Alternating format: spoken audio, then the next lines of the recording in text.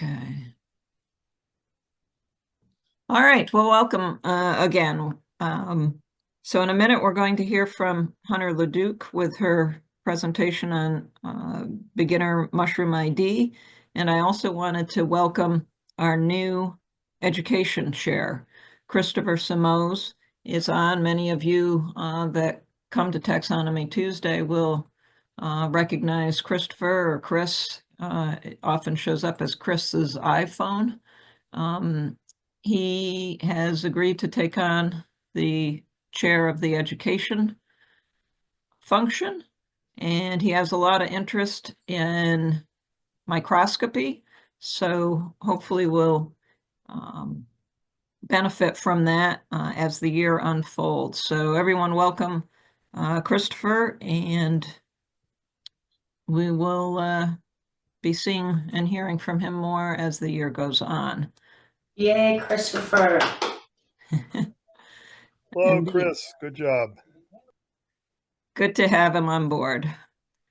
All right, well, with that, we're going to get started with our talk tonight. So I wanted to welcome and thank Hunter for offering up. She offered up to give a talk, didn't even have to ask her. So she's been traveling around, and I think she's given this talk before. So I'm going to turn it over to her and let her start sharing, and then when we get done with that, we will hopefully look at some mushrooms and see what people have been finding. Take it away, Hunter. All right, thank you so much. Thanks for having me, everyone. I'm going to turn off my video and turn on my screen share.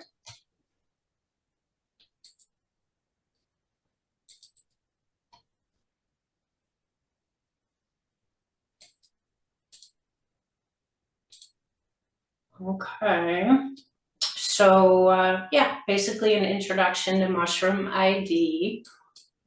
And so really, this is a very basic, so kind of too basic for most of the regulars, but hopefully there's some new people here who will benefit.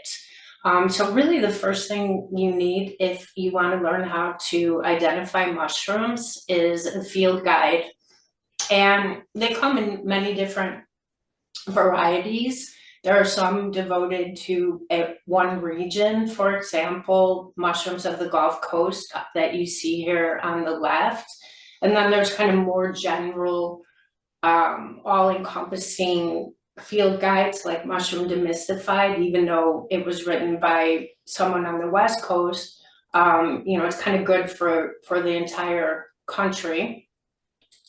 And some field guides contain just drawings, and if you find one on your shelf that was your parents, or just happen to come across one, don't necessarily poo-poo it. Although today we have so many fantastic photos, the illustrations can really capture things that photos can't. It can show mushrooms in different stages of its life, and also really kind of accentuate identifying characteristics.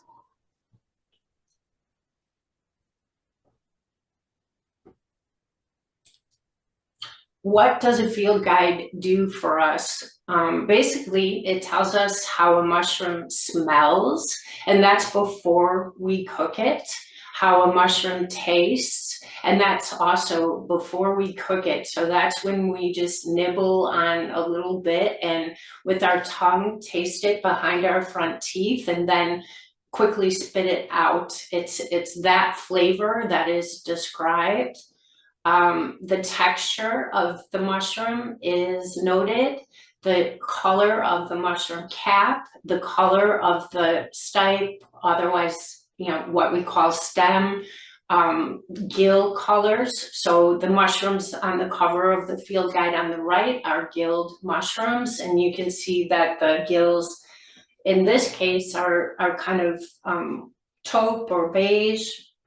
So that gill color is noted. Sometimes mushrooms have pores on the underside rather than gills, so the color of those pores are noted, and then the color of the spores are noted.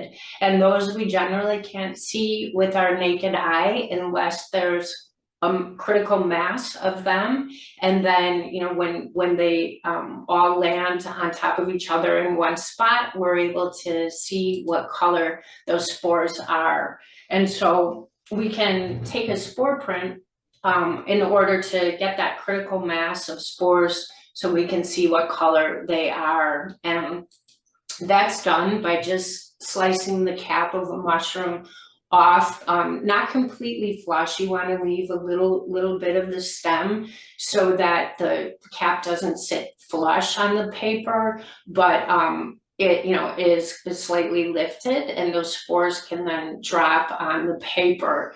And you can see on the right, we have the ideal paper, half black, half white paper. This would be ideal because sometimes the spores are very dark and then we're unable to see them if we're using black paper.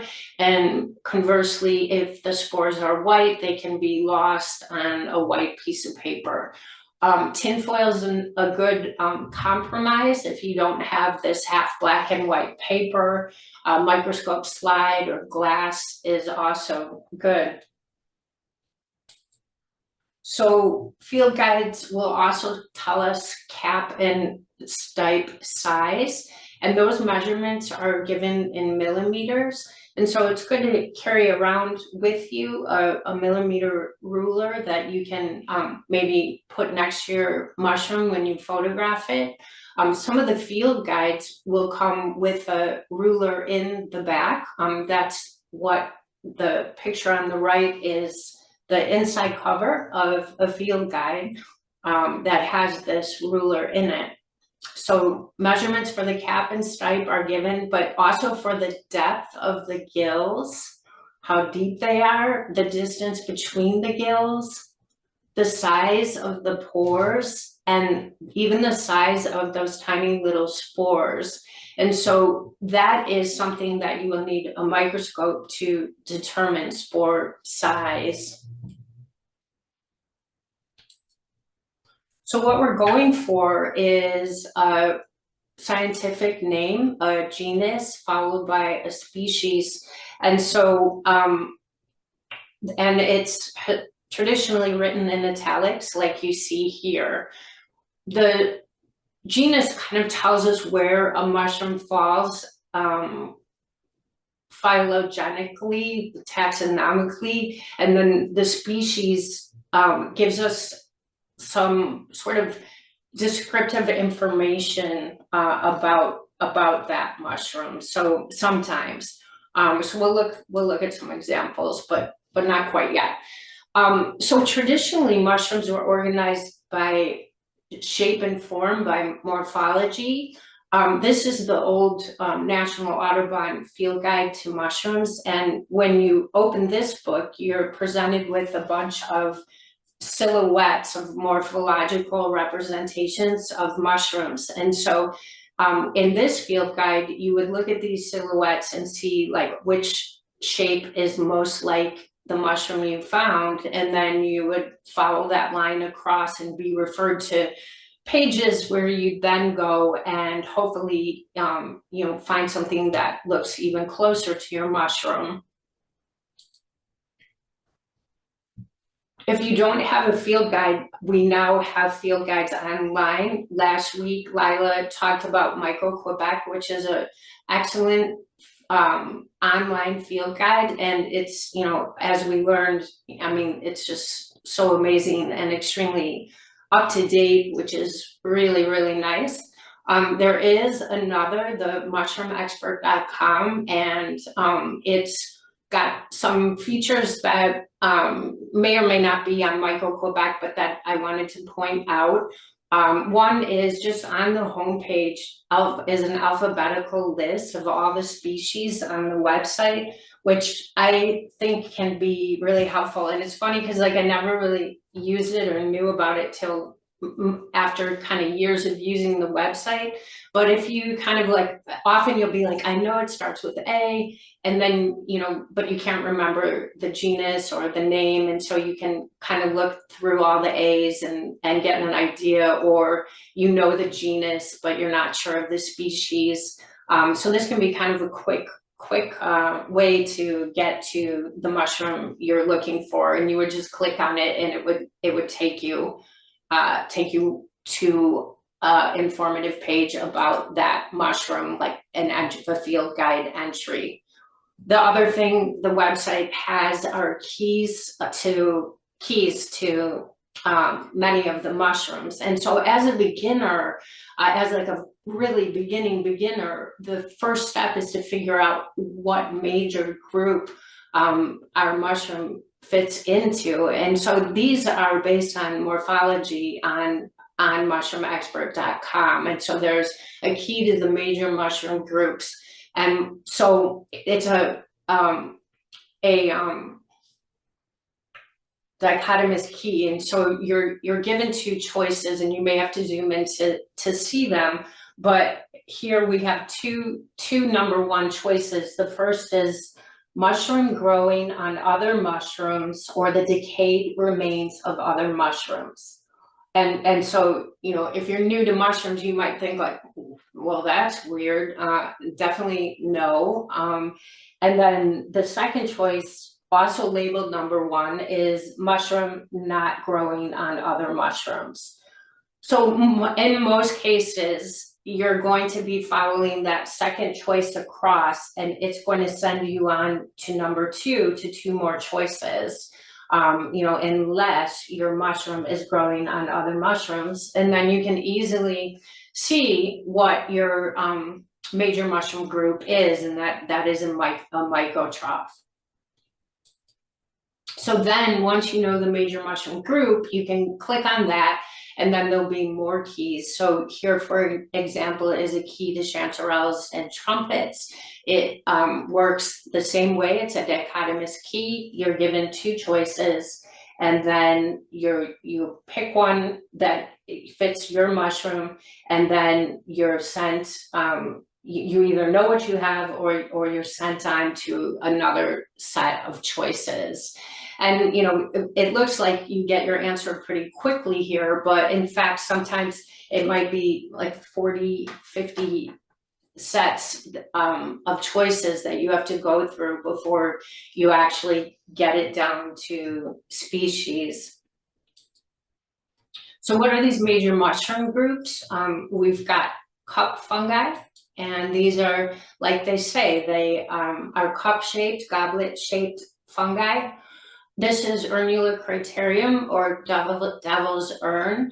And this is an example of a species name. The second name, criterium, has the word crater in it. So it kind of, it's a descriptive term about what you're seeing. So it's crater-like, and that's often the case. There's kind of clues in that second word about the mushroom you're looking at. Here we have Scutalinia scutellata, an eyelash cup. And this is a peanut butter cup, one of my favorites, Galliella rufa. Here we have Microstoma flecosum, another eyelash cup. And so there's lots more, but just to kind of give you an example of the morphology of what a cup fungi looks like, and, you know, a representation of that major group. And then another major group, and they're really two here, but they're clumped together, clubs and corals. And so corals are, you know, just like the name, they're very coral-like. It's almost like something you'd see underwater scuba diving. This is Artomyces pyxidatus, the crown-tipped coral. It has little crown tips on the ends of the tentacle-like structures.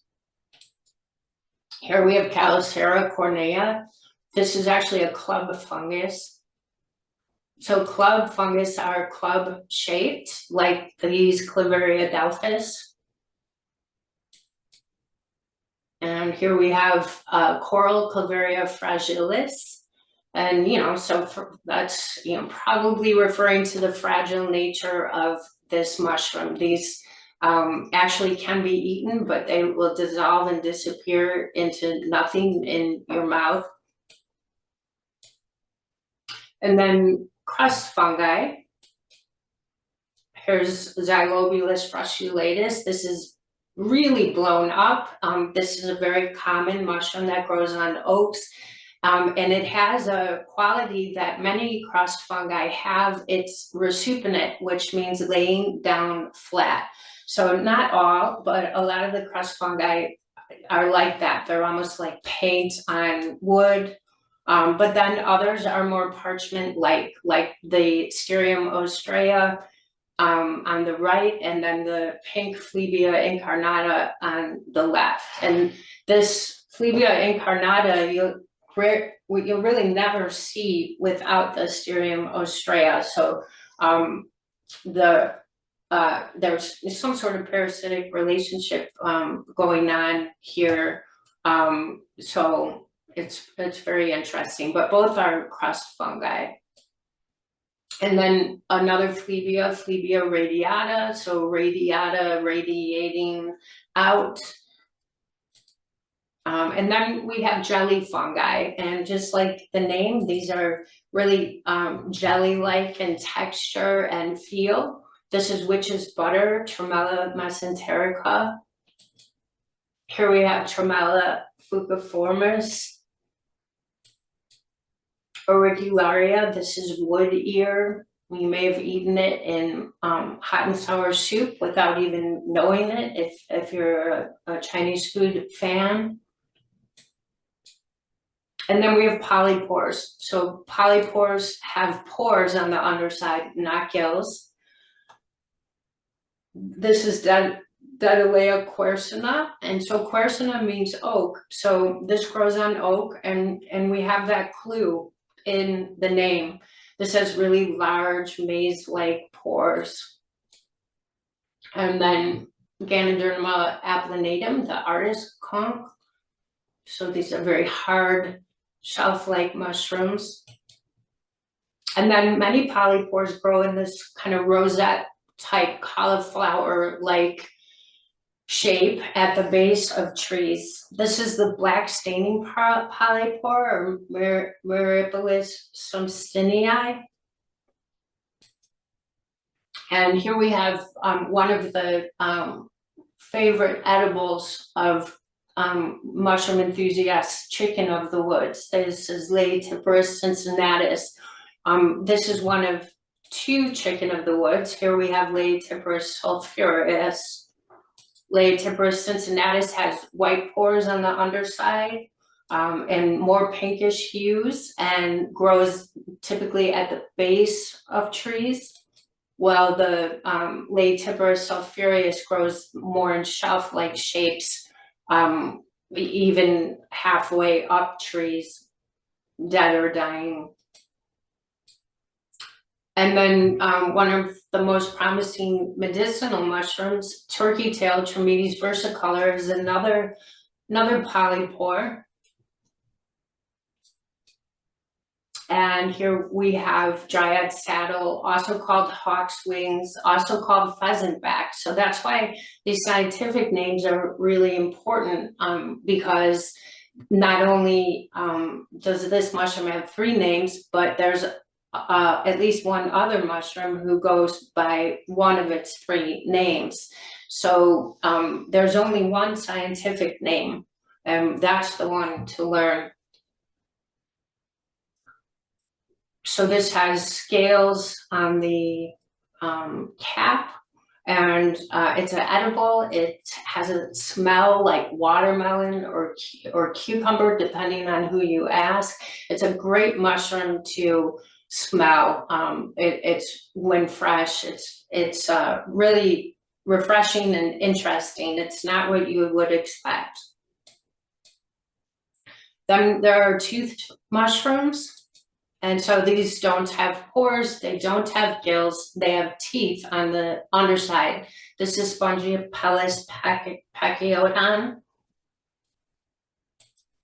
And here we have some hedgehogs, one of the species of Hydenum. This is a choice edible. And here's the northern tooth, Climacodon septentrionalis. And Hericium americanum. This is a close relative to the lion's mane. The teeth length is kind of the difference. Lion's mane having the longest Hericium erinaceus of the 3 Hericiums.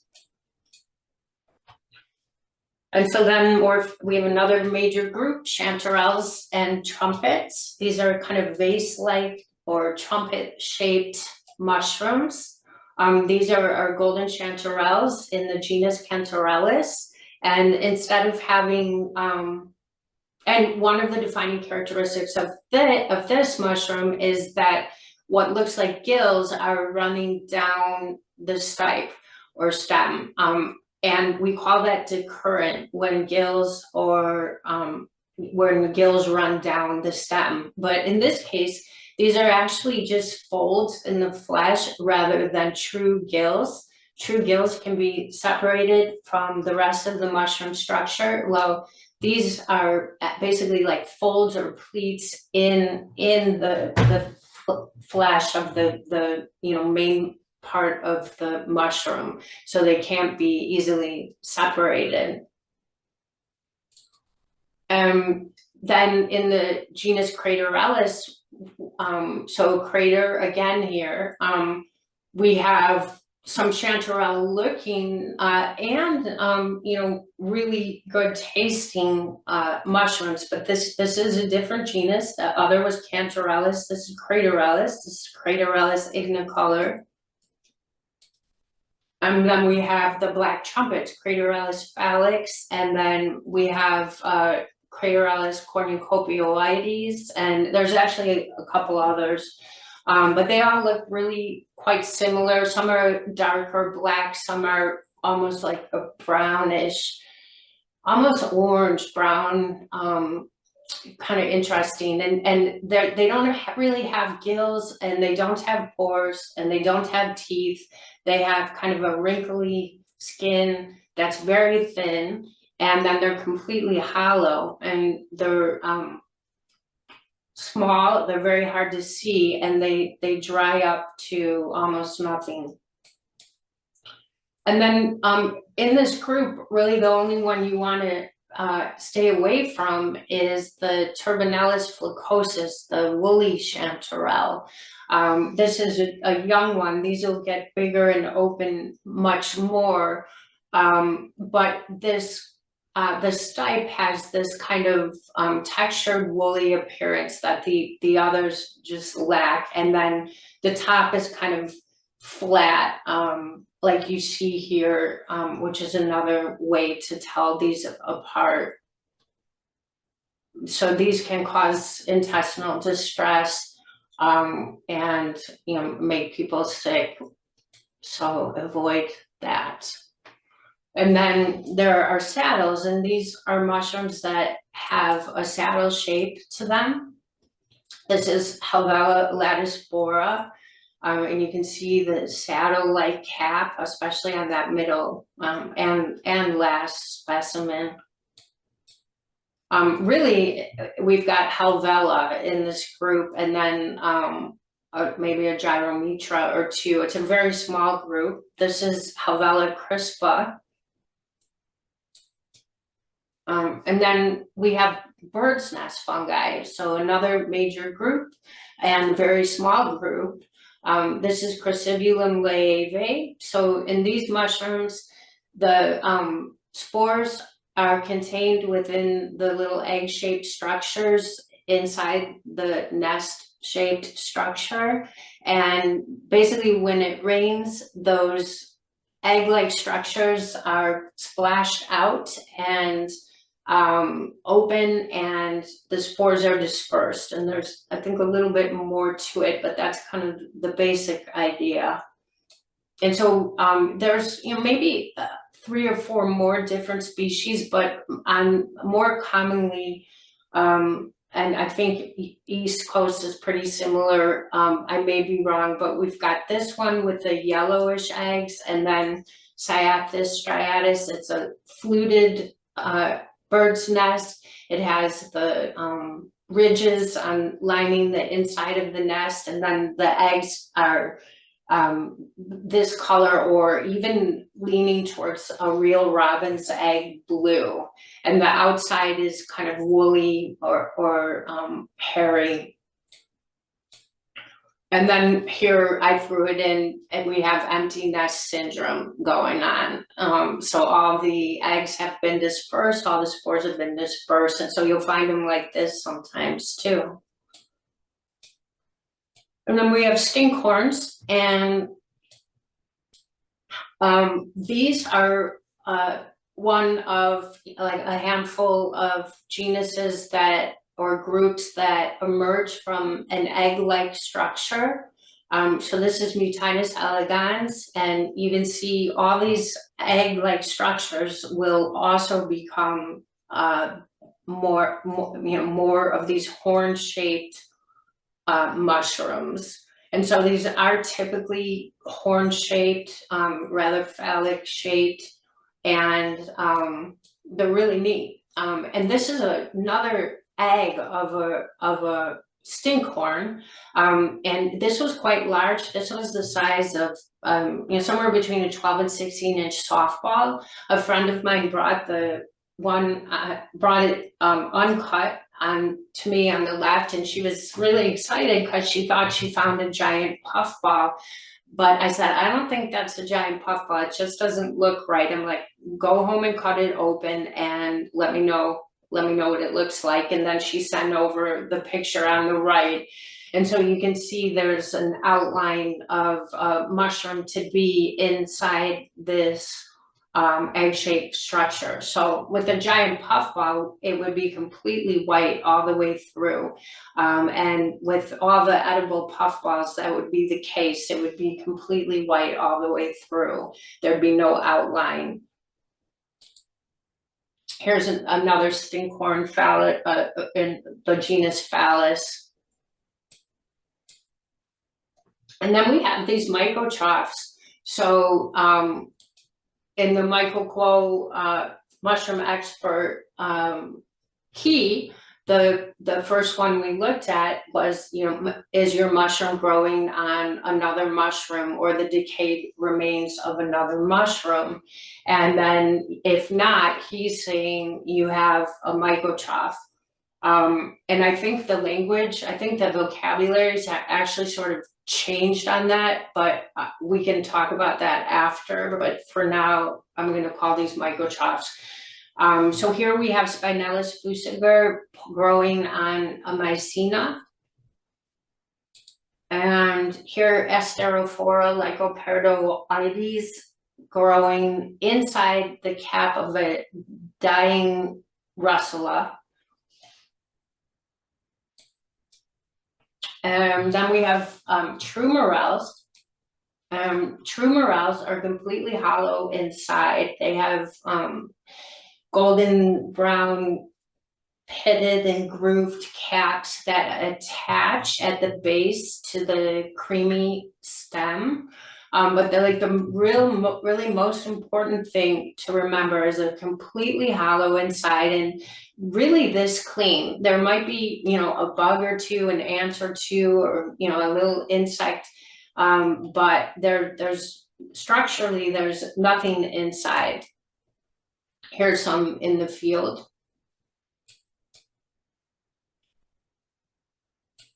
And of course, this is a choice edible that we all want to find.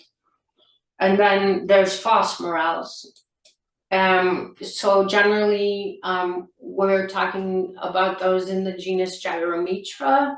And so these are typically much larger than morels. They weigh a ton compared to a hollow little morel. These aren't hollow. When you cut them open inside, they have a kind of pithy, semi-solid interior. They're really weighty, and that'll be a big clue. And so, typically we want to avoid anything in the Gyrometer genus for safety reasons. And then we have puffballs and earth stars. And so this is the giant puffball, Calvacia gigantea.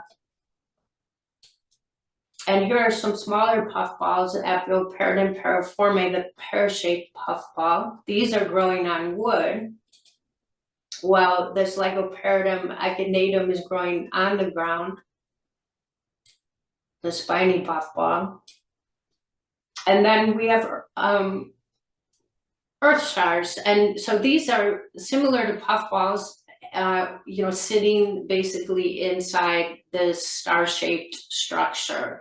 And so earth stars and puffballs contain, they're basically flesh-filled balls that when they age break open and the spores are released.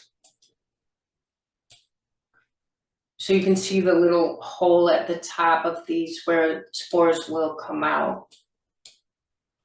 And then we have boletes, and so boletes, like polypores, have pores, not gills or teeth. But in the case of boletes, these are stem and cap mushrooms. So this is the old man of the woods, and you can see the pores on this are quite large. So that's something you want to take into account, and remember that measurement's going to be in your field guide. You can also note this woolly appearance on the cap and how it's hanging over the edge of this. And then the woolly appearance on the stipe that really makes this mushroom impossible to confuse with any others. This is an ash bolete, Boletinellus merulioides, and it has really large pores and they're angular. And so that's something you want to note, really large pores, and then they're not round, they're angular. Here's frost bolete.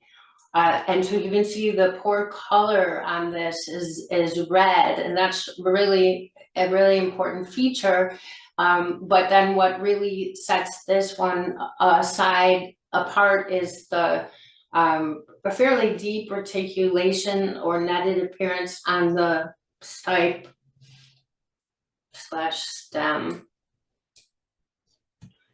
Some boletes have a blue staining quality, and so that's something you want to note when you put pressure on or cut the mushroom. Does it have some blue staining?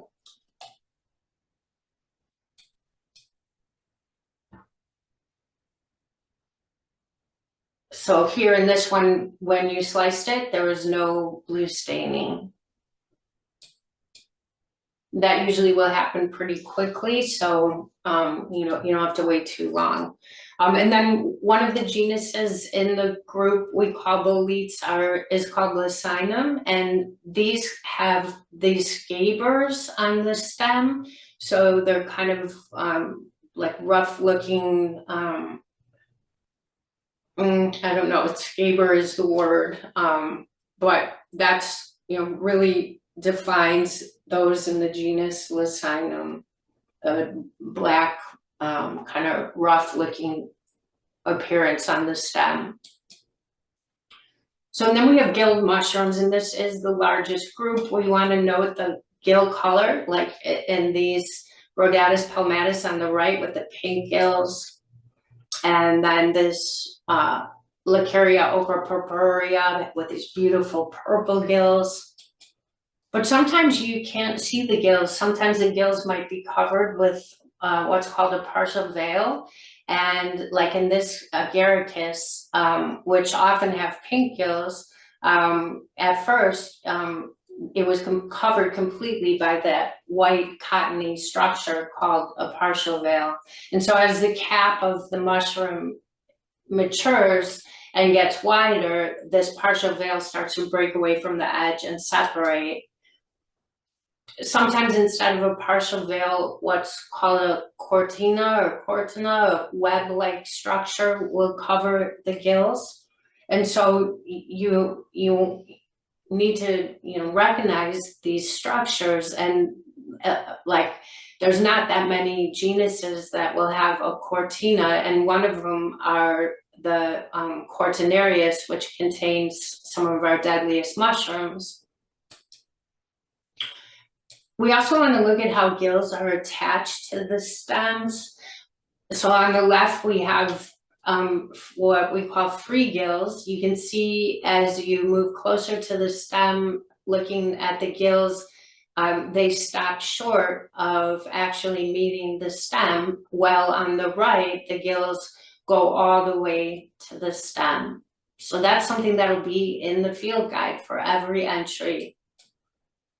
Sometimes those gills dip in before they meet the stem, and the kind of basic word for that is notched. And then on the right, you can see that those decurrent gills that we talked about, that the chanterelles had, the decurrent false gills, but in this case we have oyster mushrooms that have real gills, and they run almost all the way down the stem, so we call that decurrent. We'll want to note if there's any latex or milky substance when we scratch the surface of the gills. That would tell us we have something in the genus Lactifluus or Lactarius. And then we want to look carefully at the caps of our mushrooms, noting the texture, noting the color, noting whether it's sticky, noting the shape. So some caps are funnel shaped, others are bell shaped, some are conical, others are hemispherical. So this is all really important information. And sometimes they're slimy or pleated.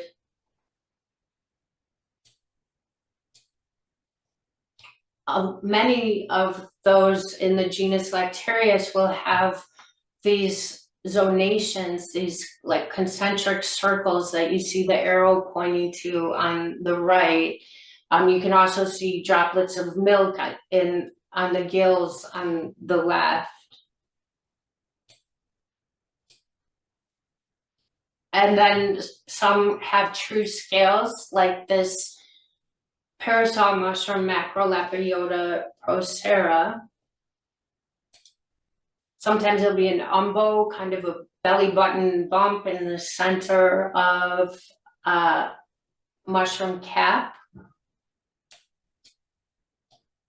On occasion, the stem will have netting or what we call reticulation, like in this Rhodatus palmatus.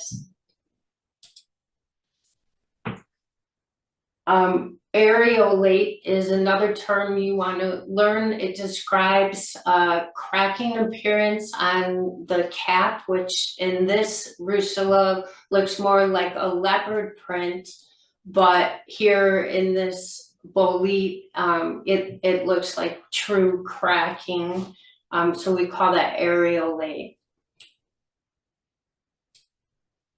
Also note if that partial veil leaves remnants, if it's hanging from the edge of a cap, that's called appendiculate.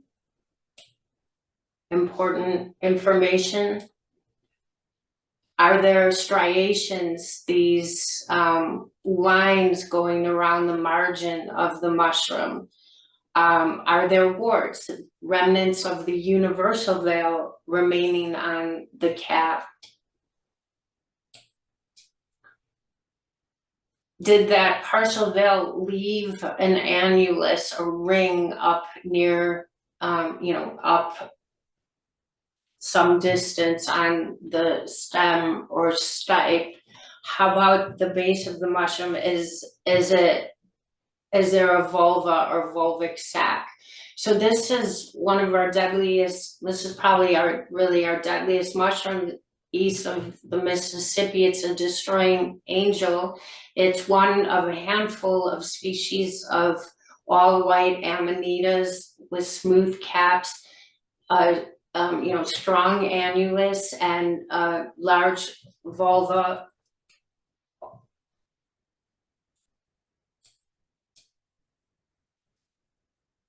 We also want to note the stems, the stipes, the color of the stems. Most russulas have chalk white stems, but in this case, there's some blushing. This bolete has more than one color on the stem. These coronarias have a nice purplish hue to their stem. And note the stipe size. So these marasmias and many marasmias have hair thin like stems, not all, but some. While others will have large bulbous based tapered stems, other mushrooms, these boletes, for example.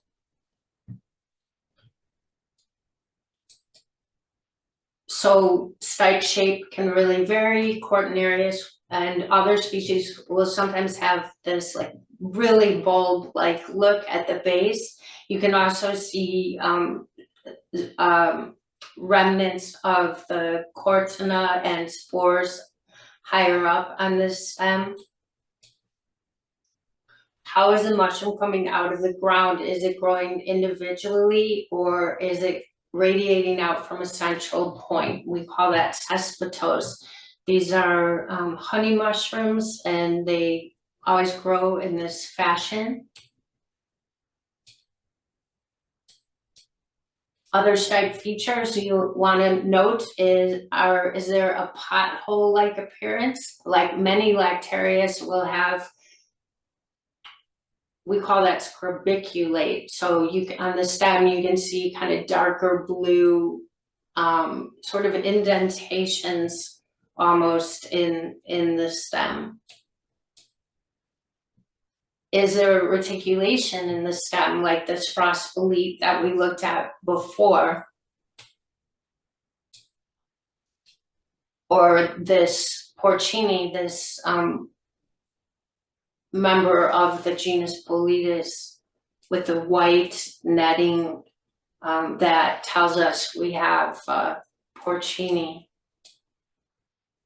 And here's a Cortinarius violacea, and you can see the rust-colored spores and cortina have left remnants on the stem, and that's called a ring zone. And then in mushroomexpert.com, they have a group called Oddballs and Misfits. There's more members, but a couple of them are the jelly babies, Laotia lubrica, and the lobster mushroom, Hypomyces lactifloris.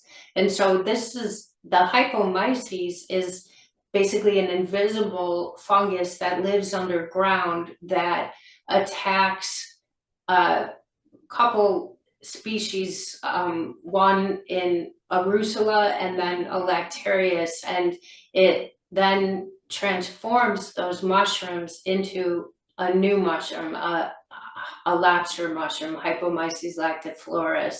And so this lobster mushroom, its gills have been transformed. They're no longer there. So it doesn't have gills, it doesn't have pores. It's different, but it's now a choice edible. And here's another Hypomyces chrysospermus. This attacks boletes and covers them often with basically a full white raincoat. And if you touch it, it feels like a raincoat. It seems impermeable, like waterproof. Eventually it will completely destroy the bolete. It's basically swallowed. So finally, I want to say the best thing to do if you want to learn how to ID mushrooms is join a mushroom club, a mycological society or association, and New Jersey's got the best. So if you're not a member or you need to renew, do it. And I think that's probably, I got like a little quiz, quick quiz. So, what do we have here? What major mushroom group is this in?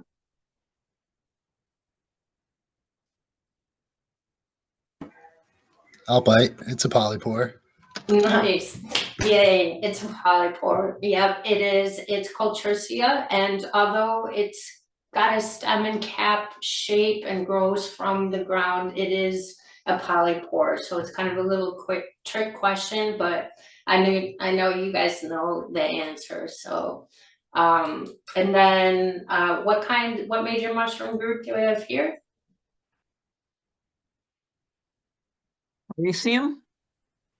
Yeah, and the major mushroom group is just toothed Coral? fungi. So yeah, but so exactly, this is all kind of rudimentary for most of the people that I usually see here. So yeah, exactly. And then finally, how about this?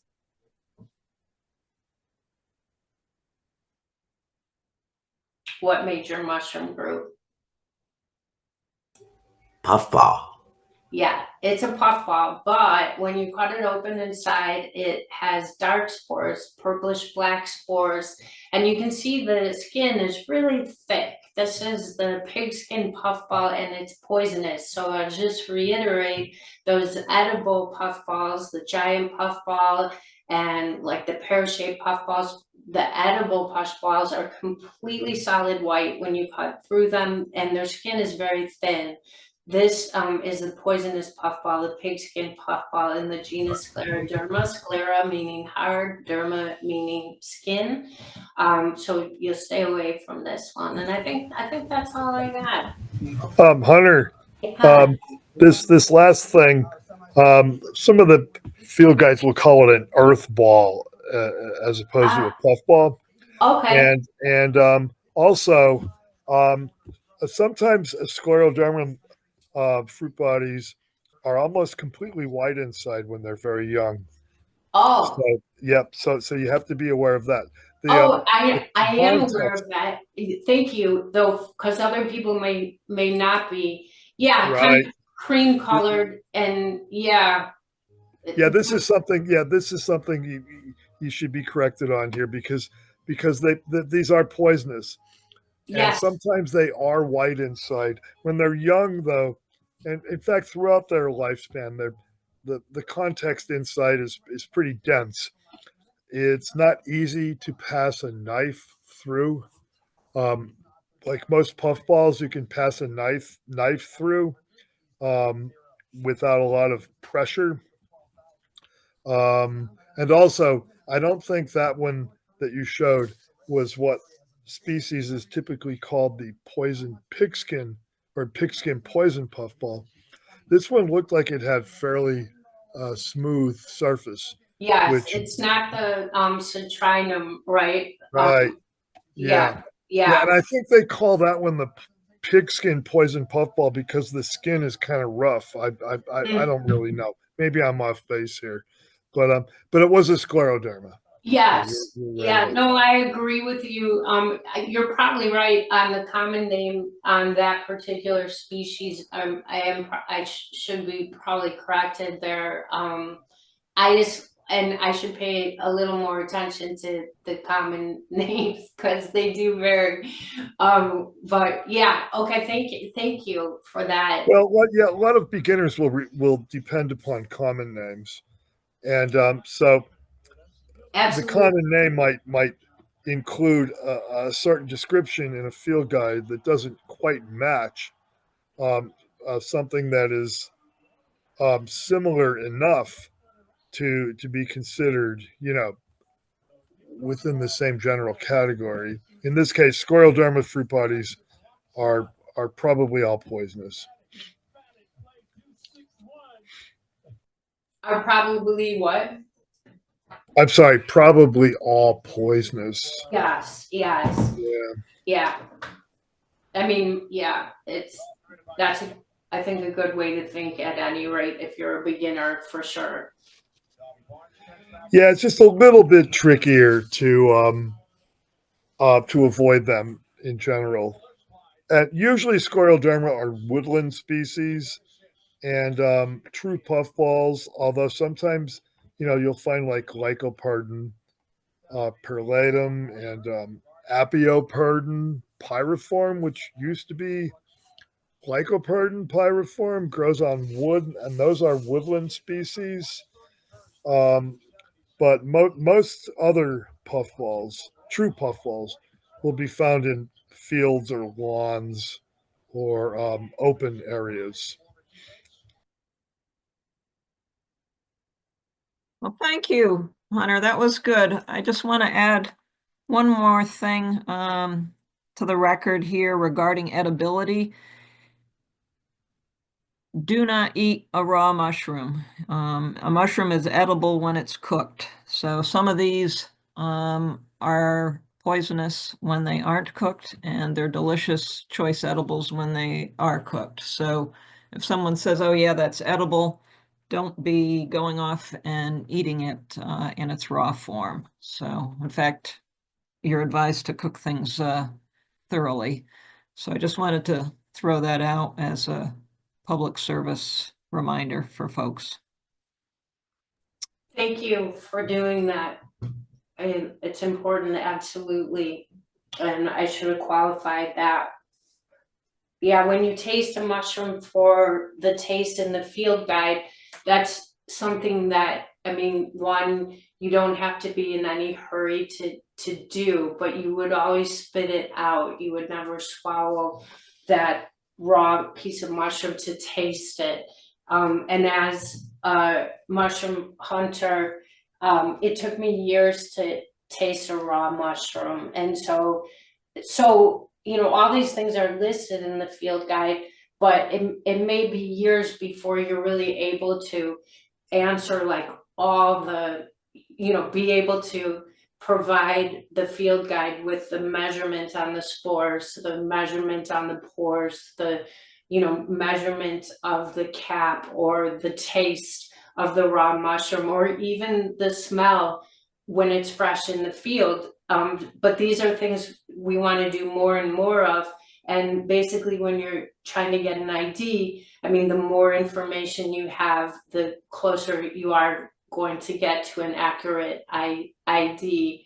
But it is a process that takes a long time to fill in all the blanks and have all the information that the field guide provides for you. But that's what we need to do to identify mushrooms accurately.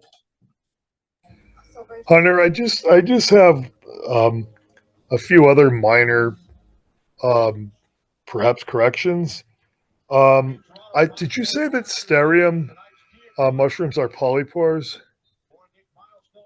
I did not. I called them crust fungi as Okay, I'm sorry, I it's misheard. okay. That Okay, is the my group. bad. Yeah, it's okay. And I mean, the groups are just morphological that I'm talking about from a very beginning standpoint. The presentation was designed some years back to help people kind of get to know mushroomexpert.com, and so it's kind of based on the design of that site, which like begins with a major mushroom groups based on morphology. So that's like Right. how it's classified. So but yeah, no, I didn't call it a polypore. Okay, I'm sorry. I must have misheard. It's Um, okay. so Spongiopellis pachyderm or pachyderm, Spongiopellis pachyderm is actually a polypore. It's not a truly hydnoid species. So it's not Oh, okay. really a tooth mushroom. Um, Mm-hmm. it has pores that are the terminal openings on tubes that become lacerated, meaning they split apart. And Oh, when the okay. tubes split apart, they look like teeth, but it's not Yes. a truly hydnoid um, uh, fungus that that has spines. So there's a few others like this too. Trichaptum is a similar genus. There, Yes. yeah, that so it's a This is polypore, but it looks like it's a tooth mushroom when it gets older. that quality that you're describing. I learned here. I learned about here.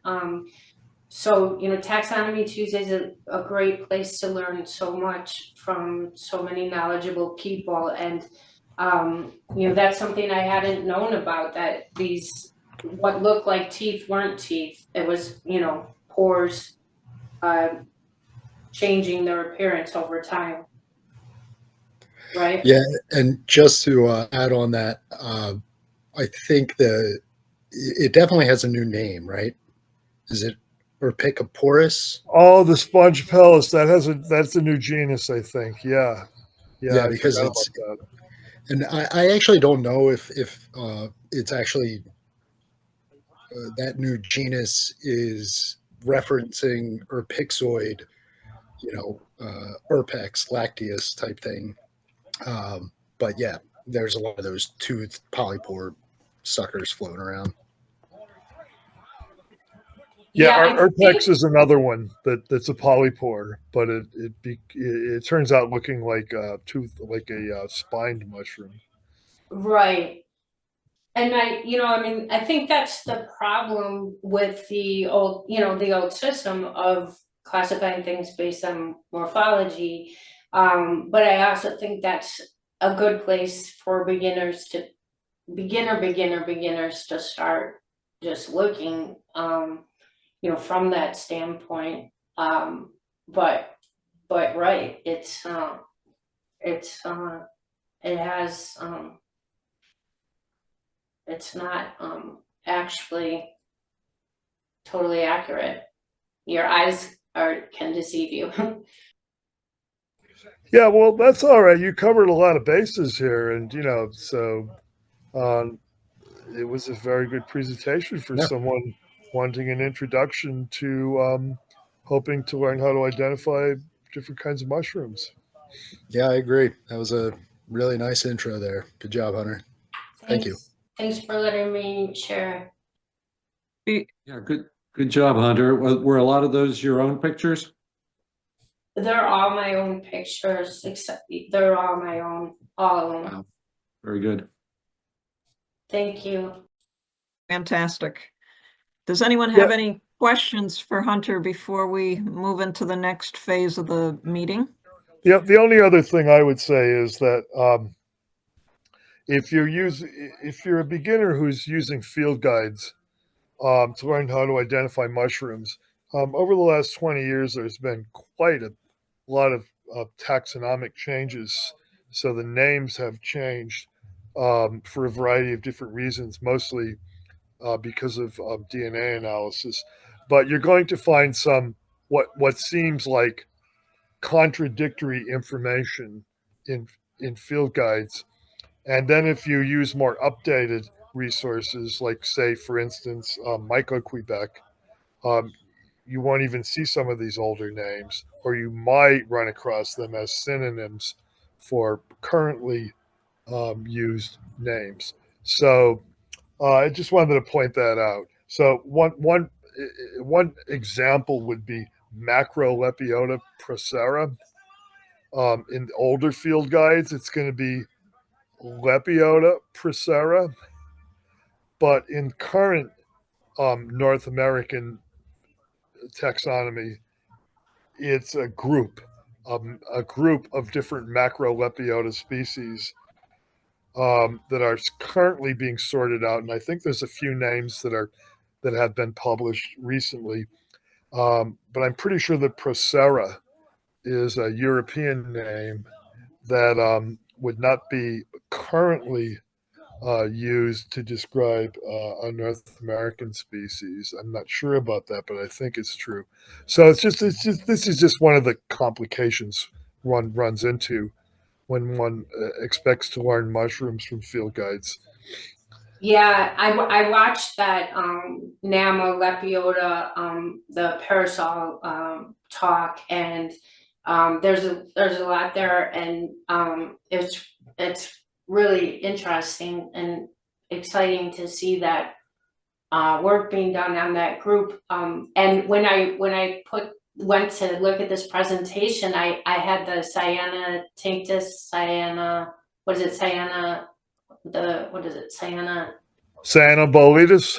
Yes, yeah, but I had a different name on it from, a few years back. It was like Yeah, pulverobolitis. Yeah, yeah. So it changes, and it changes fast, and it's hard to keep up to date. Even mushroom expert is not, and so it seems like the Michael Quebec's about as up to date as we can find right now. So Yeah, they're pretty good. Michael Quebec is pretty good.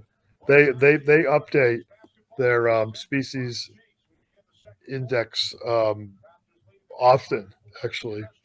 And so, for any beginners out there, this might seem kind of discouraging, but there's another side of this coin. If you learn what you think is should be called Lepiota procera or Macrolepiota procera from a field guide, and then you find out later on that it's actually a complex of similar species that none of which are actually named Macrolepiota procera or Lepiota procera. There's not a lot to be lost here in terms of gaining basic knowledge, because aside from this esoteric scientific difference, we're talking about pretty much basically the same type of mushroom. right. It's rarely I mean, it's like never a change to, like, oh, now actually it's poisonous, like for a profound change that would really affect the average person. Right. Yeah. Right. Exactly. Yeah, that was my point. Thanks. Yeah, you paraphrased very well. Okay, thank you. All right. Well, thanks again, Hunter. That was good. It was great. And now we're going to move into the next part of our meeting, which is our kind of our typical meeting where we look at mushrooms, observations that people have made. They either have posted them to iNaturalist or Mushroom Observer, or they've emailed them into the Taxonomy Tuesday email address. And we take turns. We spend a few minutes per person, so we kind of go around and look at what people have found. If you have something that you want to share, put your name in the chat and let us know that you've got something to share, and we will take a look at it. I've got up here some mushrooms that Hunter has sent us, so we'll begin with those. Oh, okay. So yeah. So because there's this base on the on these mushrooms, there's on the bigger one, and because there's a annulus, a ring up near the cap. This is telling us Amanita. There's a white spore print as well, and I actually, would have just called these like more destroying angels, but now I'm thinking they are in that lavandula group, and because the base was kind of squishy, and then I know the citrina has sort of a yellow. What I had learned as citrina years ago had sort of a yellowish cap as these did, and so I don't know. I didn't. That's all I got here. I don't know if anyone wants to weigh in. Igor, any thoughts? Oh, this. I'm sorry. I was looking at something else. Yeah, so was I. So, yeah, go ahead, Igor. No, I mean, I was asked a question, and I'm sorry, what's the question? Any thoughts on an ID for this? I would probably. Where did this come from, and when was this collected? It was collected last week in Mississippi. Probably Levendula Group. That's what I'm thinking as well. So good. I don't think this is a destroying angel. It would be nice to see the structure of the bulb. Is that the same mushroom here on the top? I believe it's all the same. Yeah. Yeah, I think it's section Validae. Probably the Americitrina and Lavendula type things. Yeah. What do you think, Dave? Yeah, I think the same thing. In the Northeast there are 3 different possibilities for the species. I'm not sure what's going on down in Mississippi, but it looks like one of those. Yeah, at least 3, I think. Rudd's website is down. I know there's a lot of Amerirubescens, and I think the same situation is with Lavendula. At least 3, maybe as many as 5. So Yeah, there's 3 in the Northeast. There's Lavandula, Americitrina, and Cornelia hybridea. Cornelia hybrida. Yeah, hybrida. Yeah. Cornelia hybrida, right? Yeah, I'm probably saying that incorrectly. Yeah, there might be right? another one. I think, like I said, Rudd's website has been down for a very long time, and there's just no access. I'm not sure what. Yeah, I think there might be another one down south, which is where this is from. But this looks like something in that. In that general- cluster, yeah, in that clade. So Yeah. they all kind of look the same. So Yeah, one thing you can do if you think you have one of these, smell it. See if Okay. it smells like raw potatoes. Oh, okay. Mm-hmm. Yeah, I did smell that in the woods, but I didn't smell that on these. And I probably smelled it, but I might not have. So can you just sort of highlight what doesn't make it a destroying angel? I mean, just because the vulva is not a sac, it's more like a. I mean, is that the main? yeah, the bulbs of destroying angels, and by the way, almost all destroying angels are almost pure white. I mean, there's going to be some pigment, but not as much pigment as you see in here. But Okay. the destroying angels have a limbate vulva. And there's going to be a bulb, obviously, and the vulva itself is going to be like an outer skin, but it's going to be completely adhered or almost like a part of the bulb itself, other than the upper portion, which are the limbs, which will be sticking out, and you'll see them. It's going to sort of give it like almost like a vaginata-like appearance, except that there's a bulb at the base of the stipe. Now the lavendulas, they have huge bulbs, and they may have like a slight rim at the top of the bulb, but they will not have true limbs. Okay. And Well, then sometimes the lavendula types have limbate vulva, but they don't really. It's They're just not, like a couple of pieces that are yeah, they're not extended. tall limbs. They're short limbs, and Short again, limbs, right. there is some similarity in the structure of the base between these two taxa or groups of taxa from 2 separate sections, but typically you will not confuse them. that squishiness seems really. Yeah, That's a good one, yeah, Hunter. the potato smell, the low-sitting ring, which actually typically will have a kind of a grayish purplish color in age. That's going to basically, and again, it's going to be mid-stem. All the destroying angels have rings that are essentially coming off the, they're under the cap. They're at the top of the stipe, not positioned in the middle.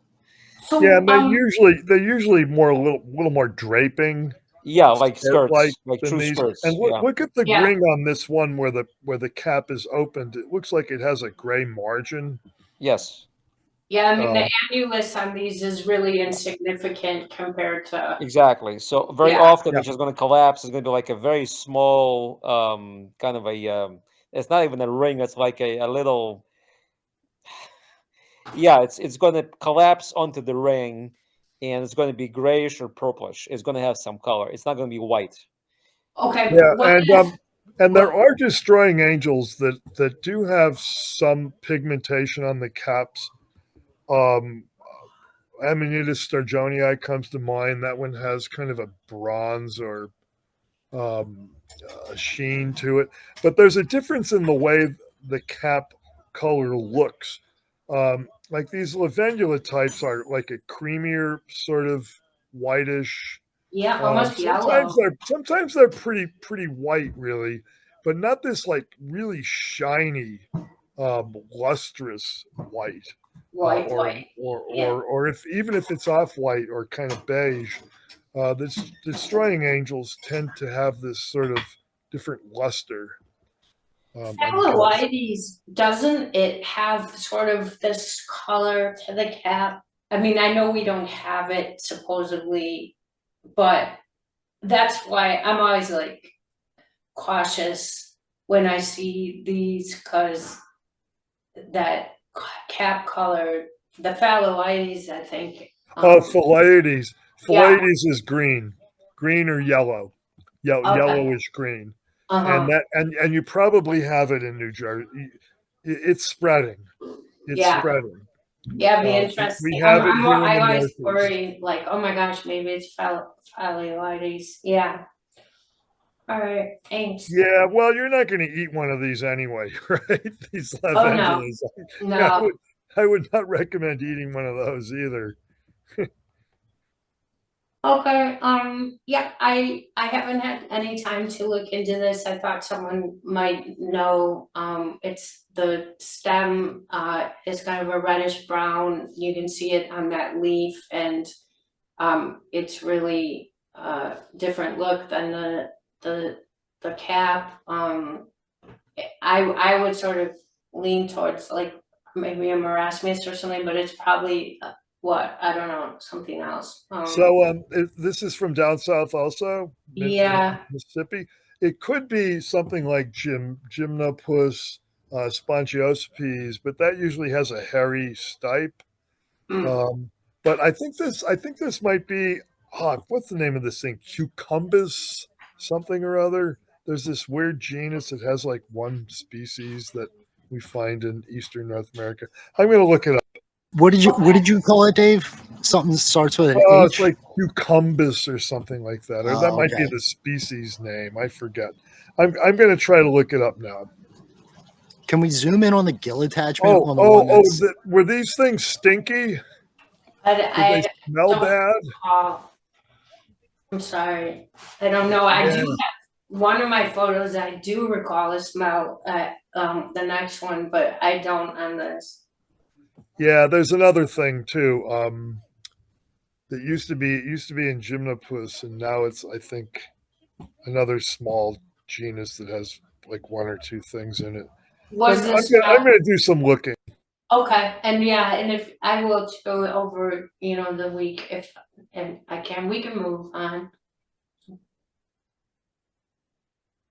This I swear smelled like coconut, and I know some mushrooms do. Um, and this, was down south near the Gulf, sort of. It looks, I would like just offhand say Cortinarius, due to the rusty brown spores. But the coconut smell, I mean, I don't know if I was imagining it, but that's what I smelled. And it grew in that kind of cespitose fashion, which I thought was interesting. I'm not sure it's true cespitose. But I have not had a chance to really look into it. Looks like a quart to me. Yeah, me too. Has anyone smelled any with coconut or know any mushrooms with the coconut smell? I just Googled it and there's 3 Lactaria species that smell like coconut, apparently. Hmm. Um, 2 of them don't look like this. One of them is Lactarius glyciosmus. It's called the coconut milk cat. Okay. But it has a lilac color, so I don't think the color matches. No, this does not look cornarius, but No, It looks does look. Cornarius, It, looks not yeah, Oh, sorry. Lactarius. does not Yeah. look It's Lactarius. Sorry. Yeah, Sorry. Lactarius. Yeah, sorry. I Googled the Portnarius. It smells like coconut, but it's only showing up Lactarius Okay. species. Yeah, this is some kind of quart here. Yeah. Yeah, the Lactarius that really smells like coconut is Lactarius mammosus. It's also known as Lactarius hibardiae, and there's been arguing back and forth on which. And there's a few others too. I think Jason mentioned Glio, blah blah blah, the one that starts with GLY. That's another one. Smells like coconut. But the one that really smells like coconut is mammosus. I mean, it really smells like coconut. But this is not that. This is a quart.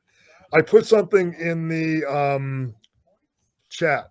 So cucumbus is not a genus; it's a species. And I think that might be what you had there. I'm not sure. Oh, I didn't put it in the chat yet. Let me there we go. Macrocystidium. Macrocystidium. So if you click on what I just put in the chat, the second thing, the longer thing, see if that looks like what you had there. Oh, yeah, I'm looking. I don't know. Did this used to be an antheloma or? No, it used to be a Colibia or Gymnopus or something. Okay. Oh, The yeah. second thing I put in the chat. Oh, yeah. I think I'm looking at the right thing. The second thing. The So it's macrocystidia. Yeah. Macrocystidia. Yeah, Yeah. see, I mean, that looks, there's another thing though, too. Some stinky Gymnopus. And I have to take a break. I'll be right back. In the interest of time, I'm going to keep us moving because there are a number of people said they had some things to share. So I just put a Cortinarius name in the chat that apparently smells like coconut. Oh, good. Thanks. Oh, wow. Fantastic. Thank you. Well, here's a very pumpkin-y looking. Yeah, we can move on. We don't have to look at this. I think, yeah. Oh, yeah. And I just got the Christmas tree lichen for Jason, even though I've showed it before, but there was a lot down there. So pretty. That's it. That's it? Yeah. Okay. All right. Yeah, I'll put another link in the chat for a species of moth that is thought to co-evolve with the Christmas lichen and has a reddish pattern on it that is supposed to blend in with that lichen as a background. Oh, cool.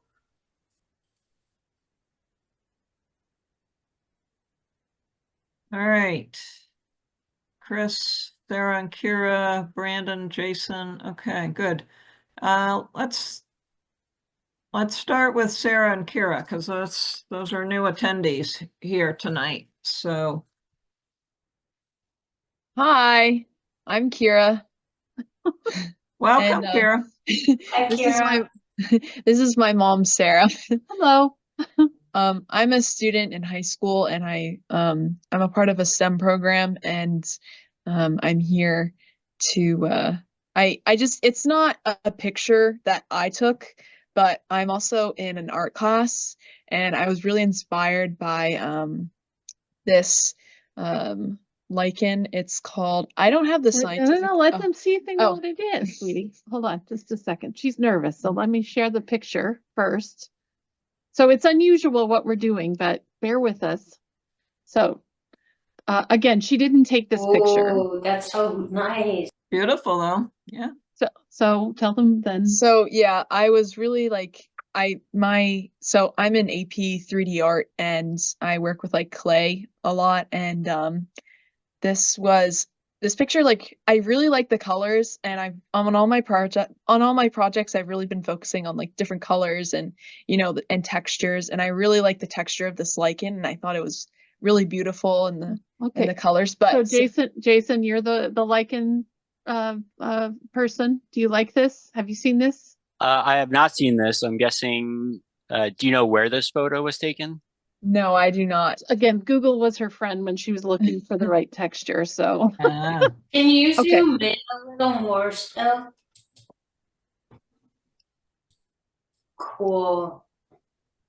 That's so neat. all right, so tell them what it was. So I made a vase, and this is what I made.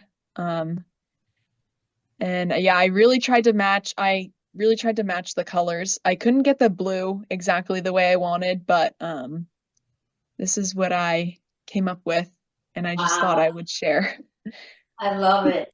So that was the Nice. caveat, was that, of course, it's not, it was inspiration from what you guys are talking about. And she just, this was like right in the fall. This was her first project for this art class. Yep. So, okay, you got to tell them the kind now. Is there yes. maybe a way to put a finish on this to make it permanent? What do you mean by permanent? Well, lichens tend to hold up for a long time and not really change shape or appearance, but that might not Dave, be. she made that. That's Yeah, not the those actual are real lichen. lichens. Yeah, She made that with created clay. that. Yeah. Oh, I'm sorry. I was Yeah. looking up some other stuff. Oh, so this is a facsimile. Yeah, Well, see Yes. that? You fooled me. you fooled him. Yeah, that's really. That's how you good. know honestly, it's good. that's really cool. All right. I knew it was a caveat because it's not the real thing, but the inspiration was there. So Yeah, and it's called maritime sunburst lichen. I don't know what the scientific name of it is called, but Yeah, I think that's Xanthoria paratina. Is the maritime very sunburst lichen. impressive. It's really beautiful. We always stop and look at all of it on our walks outside anyway, but that one, she had to look a little more for a few more colors, and she found Google was her friend on that case. So anyway, I know that's an unusual share for you guys, but I thought it would be a nice way for you to show she has an interest in it. Do Very, you also very see? welcomed. Do you also see this insect which is displaying some mimicry with a branch? yeah, Well, her overall theme is like it's symbiosis and the relationship between plants, whether it's plants and another plant or plants and insects. plants and fungus. Yeah, plants and fungus, whatever it may be. But my thesis or my whole theme is around that. So this was my first project. She's a senior, by the way, and she's off to college next year, hasn't selected which one, and what are you going to study? Environmental science. Super. Cool. Anyway, that was the share. So this lichen is the species name includes maritime. Yes. So Yeah. was this found near the ocean? It is, yeah. Yeah. Ah, interesting. Yeah, it's That's more of a really coastal interesting thing. species. Thanks, Jason. Yeah. Okay, you can stop sharing. Thank you for letting us Thank you. participate. And Hunter, thank you for all of your sharing today. It was really The quite helpful. presentation was really helpful. Thank you. But by the way, Hunter, I put another thing in the chat. I think I know what that thing is that you found. It's Gymnopus foetidus. I think that's what it is. Yeah, that's a good idea, I think. Thank you. I will check it out, and thanks for that share, Kara. I love it. All right, Jason, you said you have some things to share. You want to go next? Sure, I've got some lichens to share. Nice. Lichens are always welcome, everybody. As are slime molds.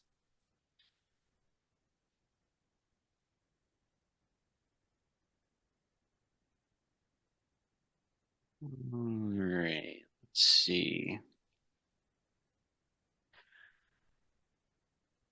All right, so this is a species I've shared before, Anaptychia palmulata. This is a foliose lichen that grows on both limestone rock and on tree bark.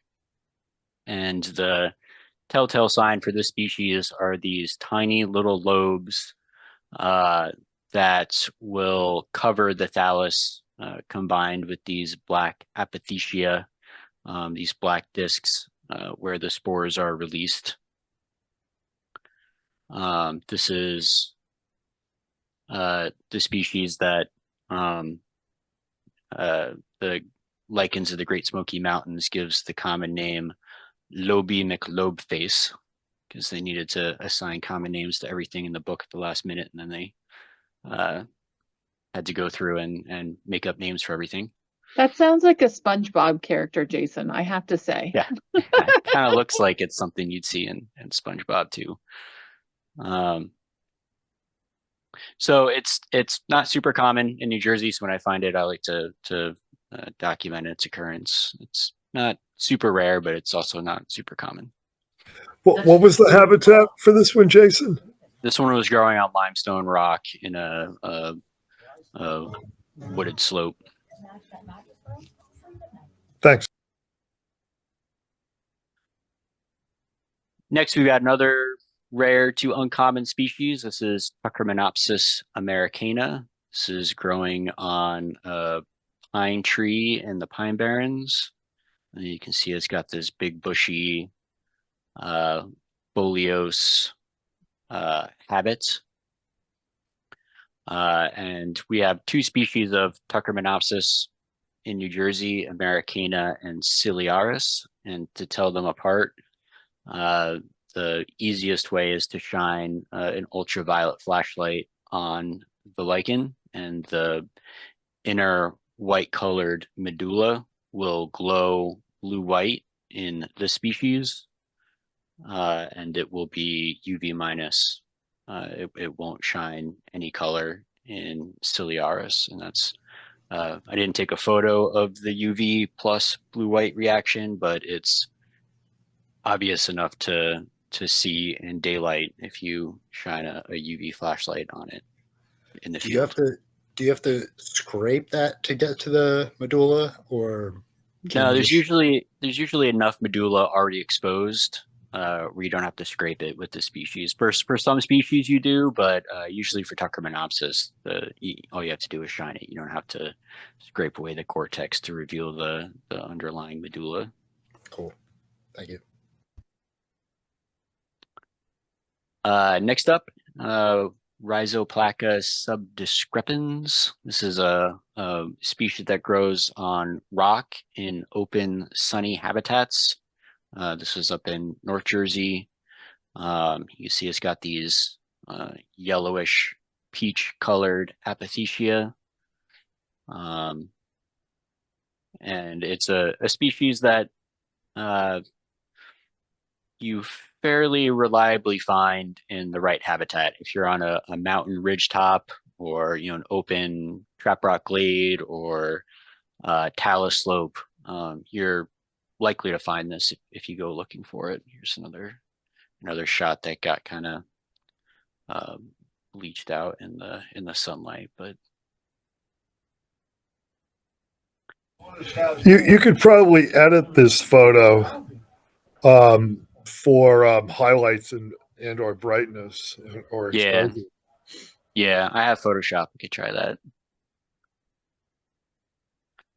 And then in the same habitat as the Rhizoplaca, which is like a talus slope type habitat, I found this guy, or Elizabeth found this guy.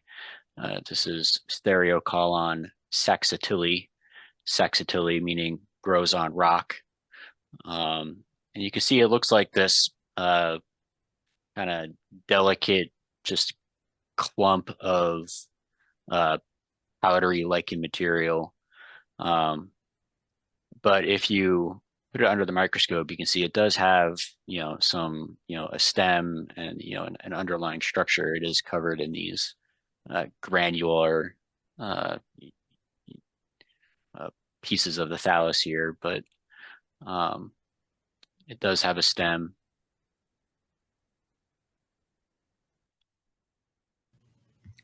So is that Ceridia?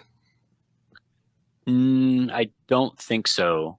They don't really break off super readily, and they're not growing on the thallus. They kind of are the thallus. Wow.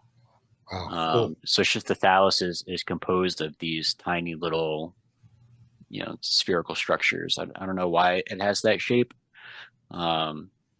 Maybe they're asexual propagules and can break off, but from what I read in the literature, they don't describe them as Ceridia.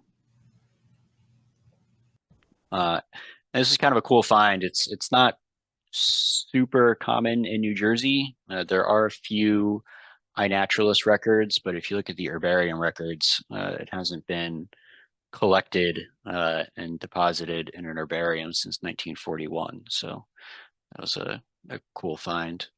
There's a separate species in the same genus called Glaucescens that's even more rare, but I'm having trouble figuring out how to definitively ID it. So I believe this is Saxatili. Saxatili is the more common of the two, but I can't positively rule out Glaucescens. I don't think I've ever seen this genus. Karen's not here right now. She would know better. But I don't think I've ever seen this genus. So this grows at high elevation, or at least relatively high elevation. High elevation for New Jersey. Right. That's why I said relatively.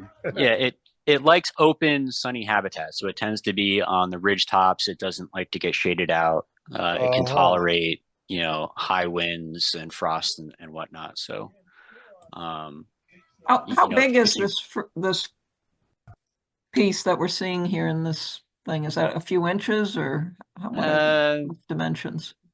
This one is probably, let's see, it's probably 2 to 3 inches in length here. Okay. All right. So it's not huge, but it isn't some tiny little thing either. Okay. Yeah. The first time we found this that day at a different site, there were no individuals this large, and the largest individuals we can find were no wider than a 3/4 of an inch. But I think this is an old specimen, and it grows very slowly and takes a long time to reach this size. And then it was 3-dimensional. It had a relief to it of what, an inch or so, inch and a half maybe off the ground, or the rock, I should say. It looks like it's most of it is probably less than half an inch off the rock. Okay. The other notable thing about this genus, I don't believe it's true of Saxatili, but the more rare species, Glaucescens, is a what's called a tripartite lichen, meaning it has a fungus and it has both photobionts. It has algae and cyanobacteria in the same individual. We only have about 6 of those species that occur in New Jersey, or at least historically. So it's something that's notable. And I forget if you mentioned or said that Saxili, or the other one, was the UV plus. Was UV plus. Neither. That was the Tuckermanopsis. Oh, yeah. Sorry.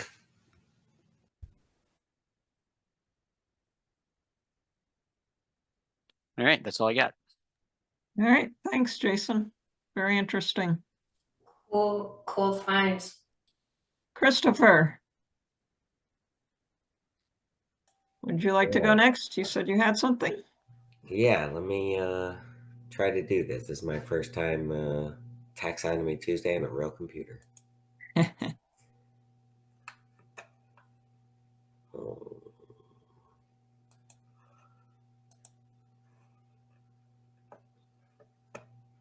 Is that it? Did I do it?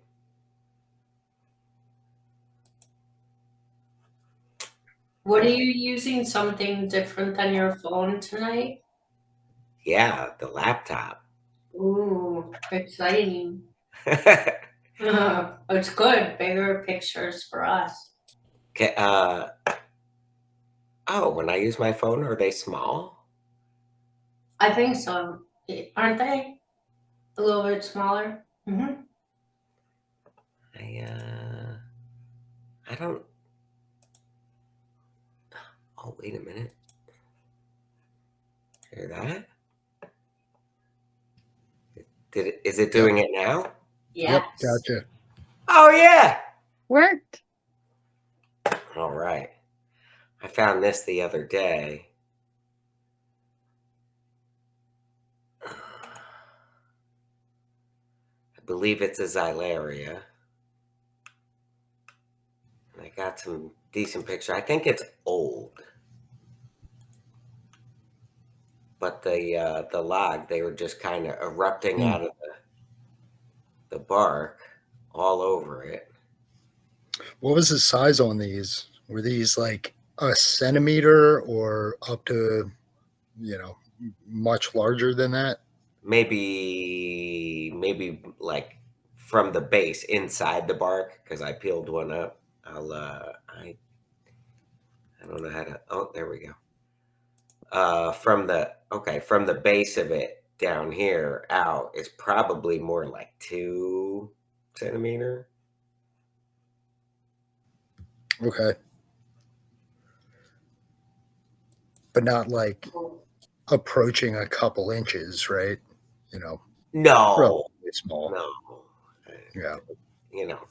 Maybe from the wood down here, which the bark was coming up just, to where they fatten up there. So this is the wood underneath the bark. Did you do any micro? Did you get spores? I don't know. They seemed pretty old, and I really didn't do. I still have them. They're sitting on the little thing. Yeah. They look pretty beat up. You can probably scrape the surface and get some and find some spores. Yeah, that's prime xylaria. They're not. I mean, they're still a little bit white. You can see the patches of canidia on the one on the left. These things hang around for a while. That I think that white stuff might be a secondary of growth. Yeah, these are probably post This mature. here? Yeah, Yeah. these look like they're post mature, but there's probably still some spores you can scrape off. It looks pretty good for and size for Longiana, Xylaria longiana, and the way that they're clumped up like that. They were all clumped up like this. Yeah. Every one of those little patches had, you can see like almost every one of them is a clump.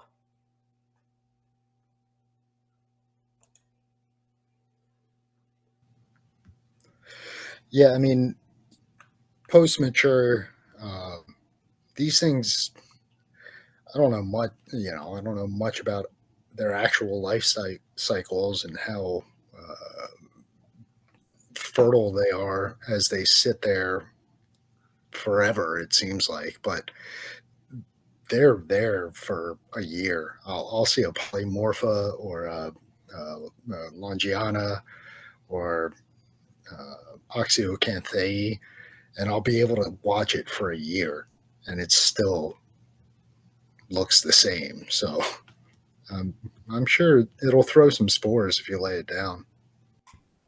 All right, I'll have to play with that one then. Yeah, that'd be better idea to do first. See, because you can always scrape it later on, but see if you can get spores to fall off first. And you can try to rehydrate it too. You know what I like to do with these, since you got a little bit of that bark material with it, if you put that bark material, like lay that down in a couple drops of water. That's what I've been doing recently. And these things, well, not Xylaria in particular, but more like some discos that I've been looking at, they come back to life if you rehydrate the whatever they're growing on. So might try that too. Lay it down on a slide, wrap that piece of wood in a napkin, a wet napkin overnight. Probably get some spores out of it. Yeah, give that a whirl. What else could it be, like hypoxylon or maybe? Or, I mean, there's not much else it could be. It's a Xylaria. Yeah, but I mean, I don't think that's hypoxylon. Hypoxylon one stalk in it, then it's like branched. Yeah. And they're thin. They're thin also. The branches. Yeah, Longiana is probably it. Wow. Cool, thank you. But what else could it be? A picularia, I think, is one. Because these do look to be kind of pinched at the tips. So that's another option. Cool. Okay, thank you. I think it's turned off now.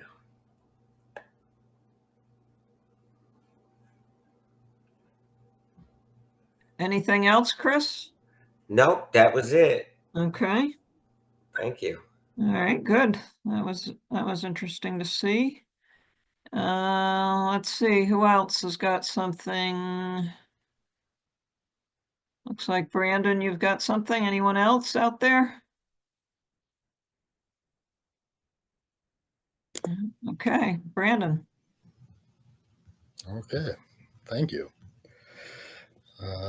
So I found this today, and it's interesting to talk about after Hunter's find, because what do we throw this in? Yep, we don't see the screen, Brandon. Just see your name. Oh, sorry.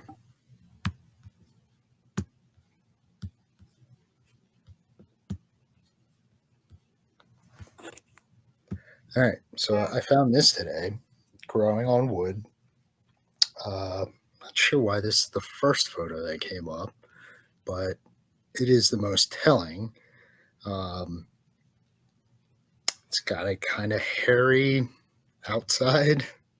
I don't know if you call that hairy, but it's hollow on the inside. And this is what it looked like in situ. So some kind of ascomycete. Wow.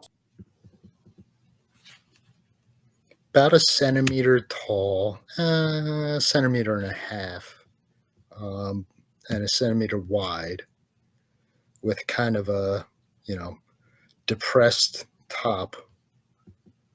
This one looks like it wants to be depressed, but this one is the one that I collected. These white rhizomorphs, these really thick, and they were like when I picked this thing out from because it was growing on a mossy log. It was definitely growing on wood. It was a struggle. I got the thing out, but it was connected by these thick white rhizomorphs, and they were actually tough to break through.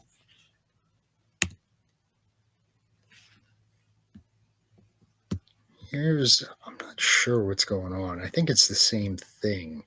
But but I'm definitely going to go back tomorrow because this might either be more mature or damaged or what this thing normally looks like. I really have no frame of reference for what this thing is. There, I might have an idea. I need to look something up. Yeah. what popped into my head was some kind of a bird's nest that Yeah. hadn't opened, but I don't see any eggs. Yeah. And that popped into my head as well, Lila. Like right here, but it's also too big, right? It's at least a centimeter tall. Centimeter, okay. Yeah. Which, I mean, that would be on the, maybe there's a couple of them. Yeah, I've seen them probably that tall, but this is an ASCO, in my opinion. It had the feel, like the texture of the thing was very much Pizziza. And I think that's my leading thought right now, is that it's an immature cup fungus. Like maybe this thing is going to erupt into, open up into some kind of cup fungus. That was my thought as well. You showed the ones like next to it on below it. Those look like open ones, like very innards of Pizziza. You guys know the Hispidula, Genia Hispidula? No. Okay, I'm just looking in the Ascomyces book, and it looks sort of like that, but is that the one that grows on? Is that a host specific thing for like hawthorn or something like that? It's solitary or to several on the soil surface or shallowly buried in the soil of hardwood forest, but that's really on wood there. Yeah. Yeah. Yeah. What kind of wood is that? Hardwood. I couldn't really figure it out. I mean, I feel like this thing might be more associated with the moss, but mossy hardwood. And it was really hollow inside completely, right? Yeah. Yeah. That one with the green moss, what's the smaller one to the left? It looks like it's open. With the actual moss, the mossy. Yeah, that one there. Yeah, what's that? So I'm pretty sure that is the same thing nibbled off or broken off. Because you can kind of see the same thing under here with this sticker bush, just kind of crushing it. Yeah. But this up here, I only found when I took the picture.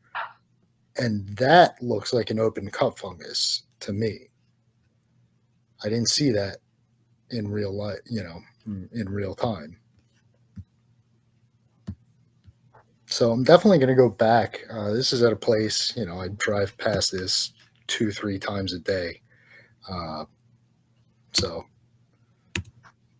won't be tough to go back tomorrow and figure out what it is or whether it's opened up or something like that. Cool. That's really neat. Yeah, I thought it was, actually no frame of reference for what that thing is right now, which is really cool. Yeah, and this time of year too, it's like, it's something I would imagine in the spring, kind of. Yeah, there was a hawthorn related. The AI showed a hawthorn related thing, and it was like the spring hawthorn cup, and it looked very similar. That has like a stem though, right? Sort of like a long tail. That one, I think I know what you're talking about. I can't think of the name, but it didn't. It was a thing I'd never heard of before, also, and one of those weird, common names that probably it's not a real common name. They just had to put a name to a thing. But yeah, no, But it wasn't that. it Yeah. wasn't that. Yeah. We've got probably close to 25 species of hawthorn in New Jersey. A lot of them are rare, and most of them occur in North Jersey. It's not impossible to find one in South Jersey, but you're definitely more likely to come across it in North Jersey.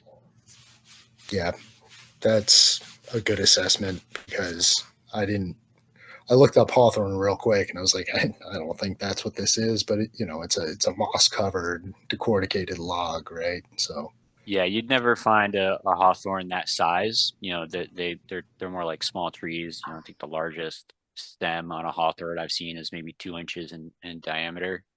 okay, yeah.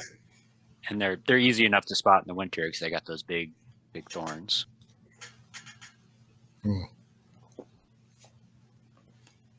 Cool, thank you. So this one I actually put a name to, and I think I have it right. The color is striking. It's tough to make out and it doesn't translate. But if you've ever seen the tubifera slime mold, Oh yeah. that was the color, like scarlet red, like strikingly scarlet red.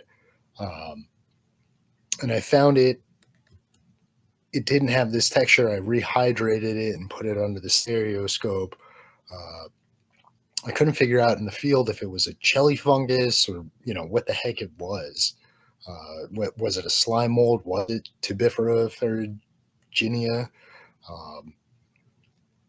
But these photos really match something called what did I call this thing? Yeah, Tucinella or Antioca, which is a weird fungus. And then I looked it up, and the spores match to a T. This is an asexual. I don't think it even has a telomorphic stage. I think this thing is asexual throughout, if I'm not mistaken, or if it gets a different name once it goes on to that telomorph sexual stage. But yeah, the photos of the microscopy online match this thing to a T. There's really nothing to it. It's just a bunch of asexual spores in a line like this in random patterns. Kind of have that lemon shape where there's a big germ pore on either side. This is kind of the only hyphae that I even caught. Wow. That's wild. Yeah, here's some hyphae, and here's the asexual spores being birthed from the end of it, just kind of growing off the end. But this thing wasn't on my radar, but a brief piece of research into it looks like it fits pretty well. Cool mushroom.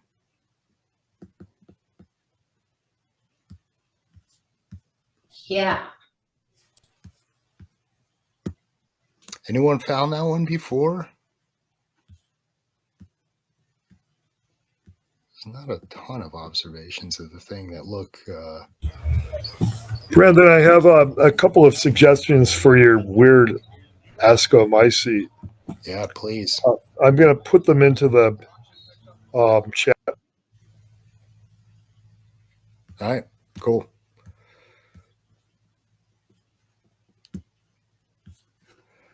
And then just quickly, I shared this one a couple weeks ago, but I did some micro on it, and here we are, another weird ascomycete.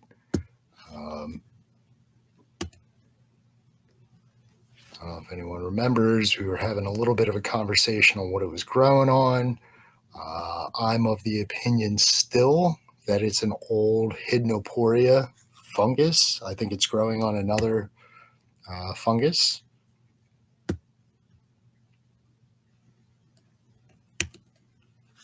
And I did a little work on it, put it under the stereoscope, and it looks like, Perennomycete type thing.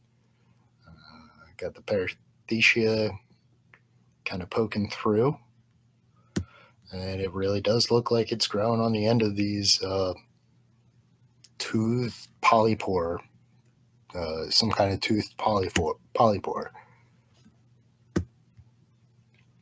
This is that same one, and this is the one I did the micro on. I think this is a younger one, and while I did this was rehydrated, it did seem to have more of like kind of a gelatinous shell to it, which some things in hypocrea are known to do that. Here you have the apothecia, kind of the white interior, but very much a disc, right? And that fits. Yeah, they're tiny. They are very small. I think this is the one that I did the micro. No, this is the one that I did the micro on. So call it 1.5 millimeters to 2 millimeters. Wow. Some results, and this is really blurry because I had to zoom in to get that flat top, but you can see this this ascus has a really, kind of squared off, really flat top. And this is in water, and I pick up a little bit of a blue-green hue here, which, I don't know, shouldn't be, is unexpected at least when you're mounting some in water. This is really cool though. It's 16 spored, and they are, subglobose.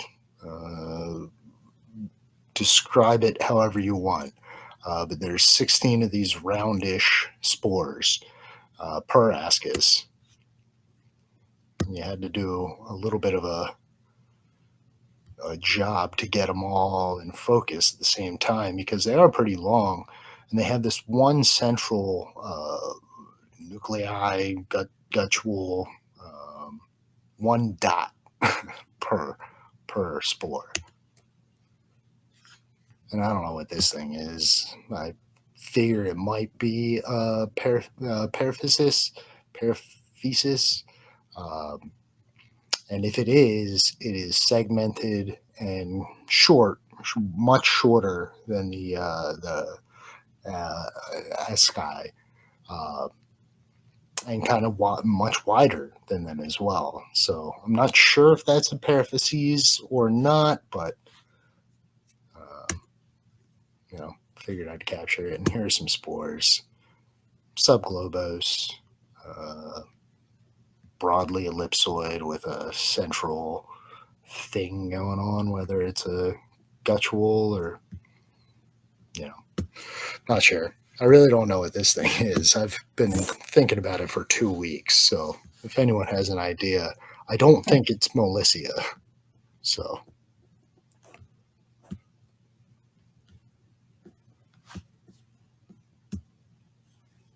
No idea. I if I saw it, I've walked right past it. Great job on the microscopy, though. That's like so cool. Nice, thanks. Yeah, I post that. That was my first post to the ASCO France website. If anyone has ever posted there. There's a French ASCO site that has a lot of good information on the forum side of things if you're into that. Yeah, those guys can be helpful on ASCO Friends. They want microscopy though. Yeah, if you have microscopy to show, that you're probably going to get a response from them. Yeah. But yeah, I don't know. Mycoparasite, Hunter, would you call it microtroph? Same thing. Oh, right? yeah. Mycotroph, mushroom growing on a mushroom. Yeah. But I think that may have changed. I'm not sure they're using that word anymore, either. I'm trying to remember.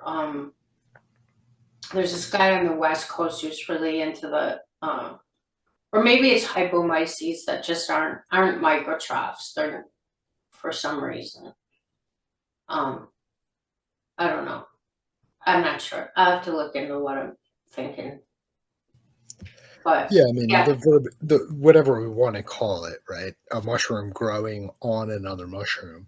But yeah, it does look like that, doesn't it? Yeah. I think so. Yeah, I do too.